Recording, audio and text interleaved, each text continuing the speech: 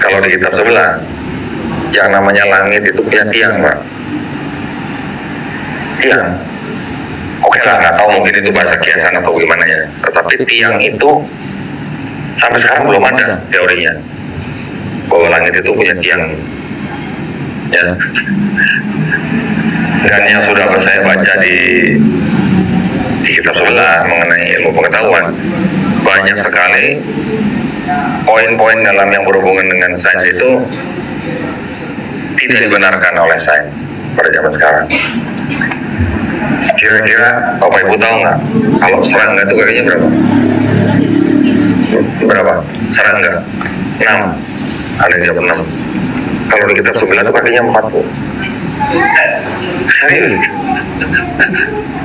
Beneran? Kakinya 4 kalau serangga. Ada nggak serangga kaki 4 sekarang kita pernah lihat? Nggak ada. Sebenarnya banyak sekali serangga berkaki 4 nih seperti ini nih, kalian lihat, perhatikan nih, banyak sekali serangga berkaki 4. Ya. Kalau kelelawar itu burung atau bukan? Hah? Burung atau mamalia? Mamalia. Kalau di kitab sebelah, kelelawar itu bilang burung, kayak gitu. Ya, itu sudah menyalahi sains. Oke, mungkin itu bisa disebut sebagai bukti bahwa yang menulis itu memang manusia yang Langit bertiang, lebah berkaki 4, apologetika Kristen mengungkap kebenaran. Nah, saudaraku yang terkasih, pernahkah Anda mendengar seperti yang dikatakan oleh Don Bitan ini, berkata Alkitab tidak sesuai dengan sains. Mereka menunjuk pada ayat-ayat yang tampaknya bertentangan dan penemuan ilmiah seperti langit yang memiliki tiang, lebah berkaki 4, dan kelelawar yang dikategorikan sebagai burung. Nah, tetapi apakah benar Alkitab dan sains saling bertentangan? Mari kita selami lebih dalam dengan pendekatan apologetika Kristen, sebuah disiplin yang membela iman kita dengan akal budi dan kasih. Nah, pertama saya mau jelaskan, penting untuk memahami konteks ayat-ayat yang dianggap bermasalah.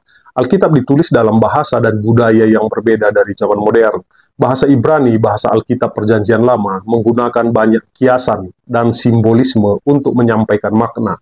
Nah, contohnya, langit bertiang itu ada dalam Ayub 26 ayat 11. Tidak dimaksudkan sebagai pilar literal, melainkan gambaran kekuatan dan kemegahan Tuhan. Nah, lebah berkaki 4. Nah, Imamat 11 ayat 22 kemungkinan merujuk pada serangga lain yang memiliki ciri serupa seperti belalang. Nah, kelelawar Imamat 11 ayat 19 dikategorikan sebagai burung terbang karena kemampuannya terbang, meskipun bukan burung dalam arti modern. Kedua, yang saya mau jelaskan adalah sains itu terus berkembang dan beradaptasi dengan penemuan baru. Nah, apa yang dianggap ilmiah pada satu masa mungkin bisa berubah di masa yang akan datang. Nah, contohnya pada masa lampau bumi diyakini datar. Namun sains modern membuktikan bahwa bumi itu bulat. Nah, teori Big Bang dan evolusi terus diperdebatkan dan disempurnakan oleh para ilmuwan. Nah, poin yang ketiga yang saya mau jelaskan adalah Alkitab bukan buku sains. Nah, Alkitab adalah kitab suci yang berfokus pada hubungan manusia dengan Tuhan. Nah, penebusan dosa dan keselamatan. Nah, Alkitab tidak bermaksud untuk memberikan penjelasan ilmiah tentang alam semesta, namun Alkitab mengungkapkan kebenaran tentang Allah dan ciptaannya yang selaras dengan sains yang dipahami dengan benar. Nah, saya membuat satu analogi ya. Bayangkan seorang anak kecil yang melihat pesawat terbang untuk pertama kalinya. Nah, dia mungkin bertanya, bagaimana burung raksasa itu bisa terbang? Nah, kita sebagai orang dewasa dapat menjelaskan prinsip aerodinamika dengan cara yang mudah dipahami oleh anak tersebut. Nah, demikian pula, Alkitab menggunakan bahasa yang mudah dipahami oleh manusia pada masa itu. Nah, kita sebagai orang Kristen di zaman modern perlu menginterpretasikan ayat-ayat Alkitab dengan konteks dan pemahaman ilmiah yang tepat. Nah, jadi kesimpulannya adalah Alkitab dan sains tidak saling bertentangan. Keduanya adalah sumber pengetahuan yang berharga yang dapat saling melengkapi dan memperkaya pemahaman kita tentang dunia dan Allah. Nah, marilah kita tidak terjebak pada ayat-ayat yang tampaknya bermasalah. Sebaliknya, marilah kita menggali lebih dalam kekayaan Alkitab dengan pendekatan apologetika yang cerdas dan penuh kasih.